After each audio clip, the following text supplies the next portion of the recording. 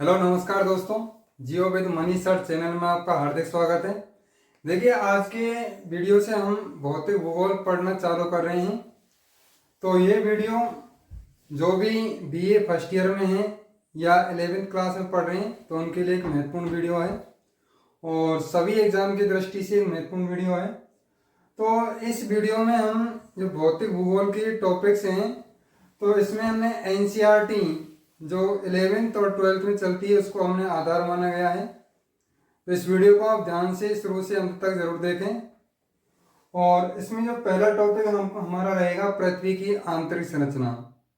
तो पृथ्वी की आंतरिक संरचना के बारे में पढ़ने वाले हैं।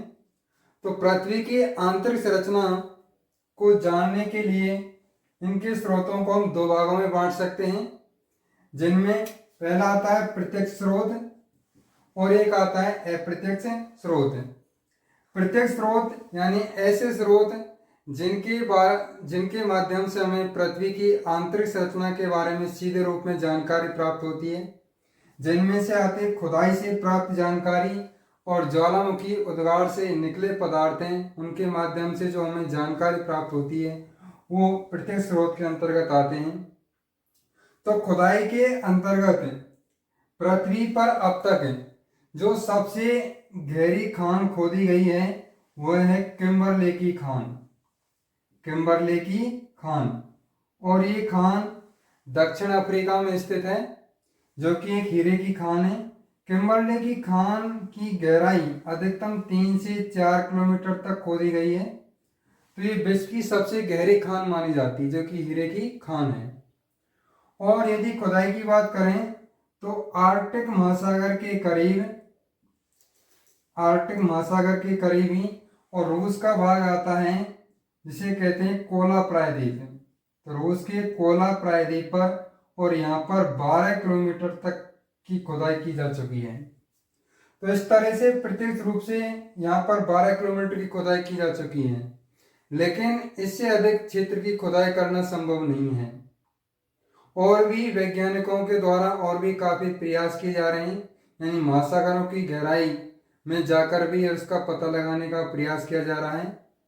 और दूसरा माध्यम होता है ज्वालामुखी उद्गार, यानी ज्वालामुखी उद्गार के माध्यम से जो भी लावा से पदार्थ निकलते हैं उनके माध्यम से और पृथ्वी की आंतरिक संरचना के बारे में जानकारी प्राप्त करने का प्रयास किया जाता है। तो प्रत्यक्ष स्रोत में हम खुदाई से प्राप्त जानकारी और ज्वालामुखी उद्गार से प्राप्त जानकारी को रखते हैं। इसी प्रकार से अप्रत्यक्ष स्रोत के अंतर्गत हम पढ़ते हैं जिसमें घनत्व है, डेंसिटी, और दबाव है, तापमान है, यानी पृथ्वी की गहराई में जाने पर घनत्व, दबाव और तापमान में क्या परिवर्तन आते हैं। उल्का पिंड है। उल्का पिंड यानी उल्का पिंडों के माध्यम से भी पृथ्वी की आंतरिक संरचना के बारे में जानकारी प्राप्त होती है, क्योंकि जैसे ही टूटकर पृथ्वी पर गिरते हैं तो इनका निर्माण भी उन्हीं पदार्थों से हुआ है जिनका निर्माण पृथ्वी का हुआ था। तो इस तरह से उल्का पिंडों के माध्यम से भी पृथ्वी की आंतरिक संरचना के बारे में जानकारी प्राप्त की जा सकती है। और अप्रत्यक्ष स्रोत में भूकंप भी आता है और चुंबकीय बल भी आता है। और एक आता है इसमें गुरुत्वाकर्षण बल। गुरुत्वाकर्षण बल की हम बात करें तो गुरुत्वाकर्षण बल है वह भूमध्य रेखा से यदि हम ध्रुवों की ओर जाते हैं तो भूमध्य रेखा से ध्रुवों की ओर जाने पर और गुरुत्वाकर्षण बल में वृद्धि होती है, यानी भूमध्य रेखा पर गुरुत्वाकर्षण बल कम होता है जबकि ध्रुवों पर गुरुत्वाकर्षण बल अधिक होता है। तो इस प्रकार से अप्रत्यक्ष स्रोत थे। इसी के बाद में पृथ्वी की जो आंतरिक संरचना है उसको अध्ययन के आधार पर इन स्रोतों को हम मुख्य रूप से दो भागों में बांट सकते हैं, जिनमें एक तो प्राकृतिक स्रोत हैं और एक होते हैं अप्राकृतिक स्रोत। प्राकृतिक स्रोतों में हम ज्वालामुखी उद्गार से प्राप्त जानकारी होती है और दूसरा कारक होता है इसमें भूकंप, क्योंकि जो भूकंप की तरंगें होती हैं पृथ्वी के अंतरतम गहराई से निकलती हैं, तो इनके माध्यम से पृथ्वी की आंतरिक संरचना के बारे में जानकारी प्राप्त की जा सकती है। और इन दोनों टॉपिक्स को, ज्वालामुखी और भूकंप को, हम विस्तार से एक नए टॉपिक्स में पढ़ेंगे। और इसी तरह से एक अप्राकृतिक स्रोत आते हैं। तो अप्राकृतिक स्रोत के अंतर्गत इसमें घनत्व या डेंसिटी और दबाव या प्रेशर और टेम्परेचर या तापक्रम को सम्मिलित किया जाता है। तो सबसे पहला आता है इसमें घनत्व। तो घनत्व है जो पृथ्वी का जो औसत है घनत्व माना जाता है पूरी पृथ्वी का, वह औसत घनत्व आता है 5.517 प्रति घन सेंटीमीटर। तो ये पृथ्वी का औसत घनत्व है। लेकिन जो पृथ्वी की मुख्य रूप से हम 3 परतों के अंतर्गत बांटते हैं, जिसमें सबसे ऊपरी परत आती है क्रस्ट परत, उसके बाद मेंटल परत और सबसे निचली परत आती है कोर परत। तो इन परतों में जो सबसे ऊपरी परत है उसका घनत्व होता है 2.75 से 2.9 घन सेंटीमीटर तक, और जो मेंटल परत है उसका घनत्व होता है 2.9 से 4.75 घन सेंटीमीटर, और जो कोर परत होती है उसका घनत्व होता है 11 से 13 घन सेंटीमीटर। तो इसके माध्यम से पता चलता है कि जैसे जैसे पृथ्वी की गहराई में जाते हैं और पृथ्वी की गहराई में जाने के साथ ही उसके घनत्व में भी और वृद्धि देखने को मिलती है। तो हम कह सकते हैं कि पृथ्वी की गहराई में जाने पर उसके घनत्व में परिवर्तन आता है, उसमें वृद्धि होती है। लेकिन जो पूरी पृथ्वी का औसत घनत्व होता है वो होता है 5.517 घन सेंटीमीटर होता है। इसको आप थोड़ा ध्यान रखें। इसके बाद में हम दबाव की बात करें तो दबाव पृथ्वी में धरातल से केंद्र तक और घनत्व बढ़ता है, और इसमें घनत्व बढ़ने का कारण होता है जो ऊपर की परत है, तो ऊपरी परतों का निचली परतों पर दबाव बढ़ने के कारण निचली परतों पर उनके घनत्व में वृद्धि होती है। लेकिन ये घनत्व एक निश्चित गहराई तक बढ़ता है। जो पृथ्वी है, पृथ्वी की जो निचली परत है उनमें अधिक घनत्व के पदार्थ हैं, जिनमें के निकेल पदार्थ हैं, निफे पदार्थ हैं। उन अधिक घनत्व के पदार्थ होने के कारण पृथ्वी की निचली परतों में और अधिक घनत्व देखने को मिलता है। तो अतः हम कह सकते हैं कि पृथ्वी के ऊपरी धरातल से और पृथ्वी की निचली गहराई में जाने पर घनत्व के साथ साथ दबाव में भी वृद्धि होती है। इसी प्रकार से आता है तापक्रम। तापक्रम में भी जैसे ही पृथ्वी की गहराई में अंदर जाते हैं तो पृथ्वी की गहराई में अंदर जाने पर इसके तापमान में परिवर्तन देखने को मिलता है। और सामान्य से जो परिवर्तन की दर होती है वो यदि 32 मीटर की गहराई पर जाते हैं तो 32 मीटर की गहराई पर जाने पर 1 डिग्री सेल्सियस तापमान में वृद्धि देखने को मिलती है। लेकिन ये वृद्धि यदि पृथ्वी की और अधिक गहराई में जाए तो ये वृद्धि है जो इसकी दर के अलग भिन्न भिन्न दर से होती है। यानी पृथ्वी की और अधिक गहराई में जाने पर इस वृद्धि का में भिन्नता आती है। लेकिन जो पृथ्वी की जो सबसे ऊपरी परत है उनमें ये भिन्नता की दर अधिक होती है, तापमान अधिक तीव्र गति से बढ़ता है। उसका कारण है कि जो पृथ्वी की सबसे ऊपरी परत है उनमें रेडियो सक्रिय पदार्थ पाए जाते हैं, जिनके कारण तापमान में तेजी से परिवर्तन देखने को मिलता है। तो इस तरह से अप्राकृतिक स्रोतों में हम घनत्व, दबाव और तापक्रम को रखते हैं। अब आती है जो पृथ्वी की आंतरिक संरचना है। तो पृथ्वी की आंतरिक संरचना को जानकारी के लिए अनेक विद्वानों ने अपने अपने मत प्रतिपादित किए हैं। जो इनमें से सर्वमान्य मत है वह है जिसको हम अभिनव मत या आधुनिक मत के अनुसार पृथ्वी की आंतरिक संरचना को यहाँ पर पढ़ सकते हैं। तो अभिनव मत या आधुनिक मत के अनुसार पृथ्वी की परतों को मुख्य रूप से 3 भागों में बांटा जा सकता है, जिसमें से सबसे ऊपर की परत आती है उसे क्रस्ट या इसको हिंदी में भूपरपट्टी के नाम से जानते हैं, और इसकी जो ऊपरी धरातल से लेकर 30 किलोमीटर की औसत गहराई मानी जाती है।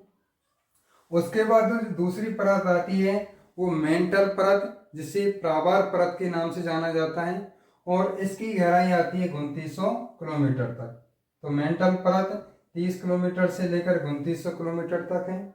और जो सबसे निचली परत है वह है कोर या जिसे क्रोड के नाम से जाना जाता है, और वो पृथ्वी के बिल्कुल अंतरतम भाग तक स्थित है। तो इस प्रकार से जो पृथ्वी की त्रिज्या है वो 6371 किलोमीटर है, जो पृथ्वी की त्रिज्या है। अब इसमें से जो सबसे ऊपरी परत आती है क्रस्ट या जिसे भूपरपट्टी के नाम से जाना जाता है, तो इसकी औसत गहराई तो 30 किलोमीटर आती है, लेकिन इसकी गहराई में भी अलग अलग स्थानों पर भिन्नता देखने को मिल सकती है, क्योंकि धरातल पर किसी स्थान पर पर्वत हैं तो उन स्थानों पर इसकी जो मोटाई है वो 50 किलोमीटर से अधिक मिल सकती है, या किसी स्थान पर महासागरीय भाग हैं तो वहाँ पर केवल ये मोटाई में 5 से 10 किलोमीटर देखने को मिल सकती है। तो इस तरह से जो क्रस्ट या भूपरपट्टी उसकी मोटाई में भी अंतर हमें देखने को मिलता है, लेकिन इसकी औसत गहराई है वो 30 किलोमीटर है। अब जो पृथ्वी की जो सबसे ऊपरी परत है क्रस्ट परत, इसको भी दो भागों में बांटा जा सकता है, जिसमें सबसे ऊपरी परत है तो इसको हम ऊपरी क्रस्ट कह सकते हैं, इसका नाम है ऊपरी क्रस्ट, और निचली परत को हम निचला या निचली क्रस्ट के नाम से जानते हैं। इसको दो भागों में बांट दिया, ऊपरी क्रस्ट और निचली क्रस्ट। अब जो क्रस्ट है या भूपरपट्टी है, इसमें क्या होता है कि इसका औसत घनत्व है, तो इसका औसत घनत्व हमें देखने को मिलता है वह है 2.75 से लेकर और 2.9 घन सेंटीमीटर तक को देखने को मिलता है, घन सेंटीमीटर तक मिलता है इसका। यानी इसका ऊपरी जो क्रस्ट है या भूपरपट्टी है इसका घनत्व 2.75 से लेकर 2.9 घन सेंटीमीटर तक इसका घनत्व है।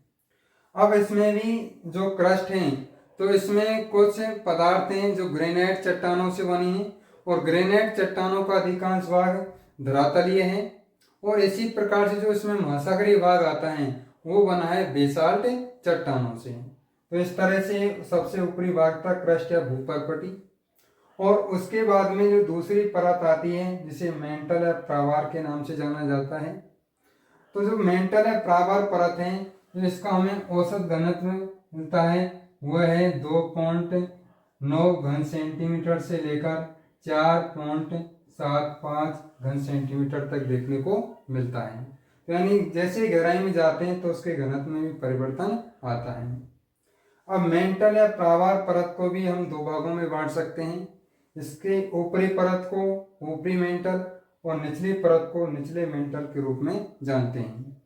लेकिन इसमें विभिन्न परतें हमें देखने को मिलती हैं, जैसे 30 से और 100 किलोमीटर तक के क्षेत्र को ये ठोस भाग होता है, 30 से लेकर 100 किलोमीटर तक का क्षेत्र ये ठोस भाग के रूप में है, और 100 से और 400 किलोमीटर तक का भाग होता है यह दुर्बलता मंडल के नाम से जाना जाता है, यह दुर्बलता मंडल के नाम से जाना जाता है, या इसको कहा जाता है एस्थेनोस्फीयर।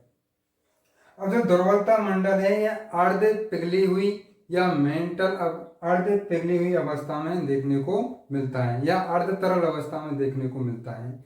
यानी इसी क्षेत्र में जो लावा या मैग्मा की मात्रा पाई जाती है, और यहीं से पृथ्वी पर ज्वालामुखी का उद्गार होता है, और भूकंप की घटनाएं भी इसी मंडल से और पृथ्वी पर देखने को मिलती हैं। तो एक अर्ध तरल अवस्था में है जिसकी गहराई औसत गहराई होती है 100 से लेकर 400 किलोमीटर। और एक आता है इसमें लिथोस्फीयर, लिथोस्फीयर या हम कह सकते हैं स्थल मंडल। तो स्थल मंडल के अंतर्गत हम शामिल कर सकते हैं जिसमें संपूर्ण क्रस्ट का भाग आता है और ऊपरी मेंटल को शामिल किया जाता है। तो स्थल मंडल या लिथोस्फीयर, स्थल मंडल या लिथोस्फीयर के अंतर्गत हम संपूर्ण क्रस्ट और ऊपरी मेंटल को शामिल कर सकते हैं जिसकी औसत गहराई होती है 100 किलोमीटर तक। तो इस तरह से ये लिथोस्फीयर होता है, और दुर्बलता मंडल होता है 100 से 400 किलोमीटर तक का भाग। और यहाँ पर 400 से लेकर और 700 किलोमीटर तक की मध्य जो परत होती है वो संक्रमण परत के रूप में जानी जाती है। और इसके बाद में जो यहाँ की परत होती है वह होती है निचली मेंटल। तो ये निचली मेंटल थी। इसी प्रकार से जो सबसे निचली परत है जिसे कोर या क्रोड के नाम से जाना जाता है, और इसे भी हम दो भागों में बांट सकते हैं, जिसमें ऊपर का भाग आता है ऊपरी कोर, ऊपरी कोर, और नीचे का भाग आता है इसके कहते हैं निचला कोर। निचला कोर। अब यहाँ पर इसकी जो गहराई हो जाती है वो है 5150 किलोमीटर इसकी गहराई है। यानी 5150 किलोमीटर की गहराई के आधार पर इसको ऊपरी कोर और निचले कोर के रूप में बांटा जाता है। तो ऊपरी कोर की जो गहराई होती है 2900 किलोमीटर से लेकर 5150 किलोमीटर, और निचला कोर की जो गहराई होती है वो 5100 किलोमीटर से लेकर 6371 किलोमीटर, यानी पृथ्वी की अंतरतम गहराई तक। अब एक कोर है, जो कोर परत का जो घनत्व है वो 11 से लेकर 13 घन सेंटीमीटर तक देखने को मिलता है। अब इसी में जो सबसे निचली परत है कोर, इसमें सर्वाधिक घनत्व, सर्वाधिक दबाव और इसी परत में सर्वाधिक भारी पदार्थ देखने को मिलते हैं, और इसी में हमें चुंबकीय पदार्थ देखने को मिलते हैं। अब इसमें जो ऊपरी कोर आता है ये तरल रूप में है। तो तरल रूप में होने के कारण जो इसमें भूकंपीय तरंगें आती हैं, तो भूकंपीय तरंगों में इसमें पी तरंगें तो प्रवेश कर जाती हैं, लेकिन इसमें एस तरंगें विलुप्त हो जाती हैं, क्योंकि जो भूकंप की एस तरंगें होती हैं केवल वो ठोस पदार्थ में गति कर सकती हैं, जबकि जो भूकंप की पी तरंगें होती हैं वो ठोस, द्रव और गैस तीनों अवस्थाओं में गति कर सकती हैं। तो इस तरह से ये पृथ्वी की आंतरिक संरचना के बारे में अभिनव या आधुनिक मत था, जिसमें हमने पृथ्वी को 3 परतों में बांटा था, क्रस्ट, मेंटल और कोर। अब इन परतों के मध्य कुछ असंबंधिता या असांतत्य परत पाई जाती हैं, जो जिनसे और अधिकांशतः प्रश्न पूछा जाता है। तो जिसमें जो सबसे ऊपर की परत है, जिसमें ऊपरी क्रस्ट और निचली क्रस्ट इसके मध्य आती है, जिसको कहते हैं कोनार्ड, कोनार्ड अशांतत्य परत। तो कोनार्ड जो अशांतत्य परत है यह ऊपरी क्रस्ट और निचली क्रस्ट को यानी 2 भागों में बांटता है क्रस्ट को। इसके बाद में जो दूसरी परत आती है वह है मोह, मोह अशांतत्य परत या असमानता परत। और मोह असमानता परत के माध्यम से, और यह इधर क्रस्ट और मेंटल के बीच में स्थित है, या हम कह सकते हैं निचली क्रस्ट और ऊपरी मेंटल के बीच में स्थित है, जो मोह असमानता परत है। इसके बाद में आती है वह है रेपेटी असमानता परत। और जो रेपेटी असमानता परत है यह मेंटल परत को 2 भागों में बांटती है, यानी ऊपरी मेंटल और निचला मेंटल के रूप में। तो रेपेटी परत मेंटल परत के बीच में स्थित है। और इसके बाद में जो अगली परत आती है वह है गुटेनबर्ग, गुटेनबर्ग असमानता परत। और गुटेनबर्ग असमानता परत है यह स्थित है निचला मेंटल और ऊपरी कोर के मध्य, या कह सकते हैं ये मेंटल और कोर के मध्य स्थित है। और इसके बाद में जो अंतिम परत आती है वह है लेहमान असमानता परत, लेहमान असमानता परत। और लेहमान असमानता परत है ये कोर को 2 भागों में बांटती है, ऊपरी कोर और निचला कोर। तो इस तरह से ये पृथ्वी की आंतरिक संरचना का आधुनिक मत के अनुसार या अभिनव मत के अनुसार वर्गीकरण था। और इसके बाद में हम पढ़ेंगे जो एडवर्ड स्वेस के अनुसार जो आंतरिक संरचना के आधार पर और वर्गीकरण प्रस्तुत किया था। अभिनव मत के बाद में हम एडवर्ड स्वेस जो कि ऑस्ट्रियाई भूगोलवेत्ता हैं उनके अनुसार पृथ्वी की आंतरिक संरचना को पढ़ने वाले हैं। और इन्होंने पृथ्वी की आंतरिक संरचना को रासायनिक संरचना के आधार पर बताने का प्रयास किया है। और इनके अनुसार पृथ्वी की आंतरिक संरचना की भी 3 परतें बताई गई हैं, जिसमें सबसे ऊपरी परत आती है सियाल परत, उसके बाद में दूसरी परत आती है सीमा परत, और सबसे निचली परत आती है नीपे परत। इन्होंने भी पृथ्वी को 3 परतों में बांटा है। और सियाल परत के ऊपर जो आती है उसे भूपर्पटी के नाम से जाना जाता है। तो इसमें जो सियाल परत की उन्होंने गहराई बताई है वो 50 से 300 किलोमीटर तक, और सीमा परत की उन्होंने गहराई बताई है वह है 1000 से 2000 किलोमीटर, और निपे परत की पृथ्वी की आंतरतम भाग तक इन्होंने गहराई बताई है। उन्होंने कहा है जो सियाल परत है इसका औसत घनत्व 2.75 से लेकर और 2.9 घन सेंटीमीटर तक मिलता है, जबकि सीमा परत का इन्होंने घनत्व बताया है 2.9 से लेकर 4.75 घन सेंटीमीटर तक है। और निपे परत का जो औसत घनत्व है वो 11 घन सेंटीमीटर तक इन्होंने बताया है। अब इसमें इन्होंने बताया है कि सियाल परत के अंतर्गत हमें दो प्रकार के तत्व मिलते हैं, जिसमें SI यानी सिलिका पदार्थों की अधिकता मिलती है, और AL यानी इनमें सिलिका और एल्युमिनियम जैसे पदार्थों की अधिकता हमें देखने को मिलती है। और इसी के अंतर्गत यानी सियाल परत के अंतर्गत हमें ग्रेनाइट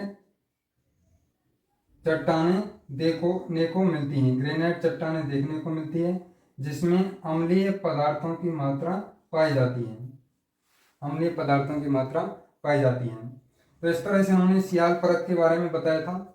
और जो दूसरी परत उन्होंने बताई थी सीमा परत, तो सीमा परत में उन्होंने बताया था कि इसमें एक तो सिलिका पदार्थों की मात्रा पाई जाती है और सिलिका के साथ में इसमें मैग्नीशियम पदार्थ पाए जाते हैं। इसी आधार पर इसका परत का नाम पड़ा है सीमा परत। और जिसका औसत घनत्व है 2.9 से लेकर 4.75 घन सेंटीमीटर तक है। और सीमा परत में जो चट्टानों की अधिकता मिलती है वह है बेसाल्ट चट्टानों की अधिकता देखने को मिलती है। और बेसाल्ट चट्टानों में क्षारीय पदार्थ देखने को मिलते हैं। इसमें क्षारीय पदार्थ देखने को मिलते हैं। इसी प्रकार से जो पृथ्वी की जो सबसे निचली परत उन्होंने बताई है वो नेपे परत को बताई है, जिसका औसत घनत्व बताया है इन्होंने 11 घन सेंटीमीटर। और इसमें उन्होंने कहा है कि यह परत और निकेल और फेरस या जिसको हम लोहा कह सकते हैं जैसे भारी तत्वों से मिलकर हुई है। तो ये पृथ्वी की जो सबसे निचली परत है वो भारी पदार्थों से हुई है। इस कारण इस परत में दबाव, तापमान और घनत्व तीनों अधिक देखने को मिलते हैं। तो इस प्रकार से हमने आज के वीडियो में पृथ्वी की आंतरिक संरचना के बारे में जानकारी प्राप्त की। इसी तरह से वीडियो देखने के लिए और इस चैनल पर बने रहें। चैनल को सब्सक्राइब करें और लाइक करें।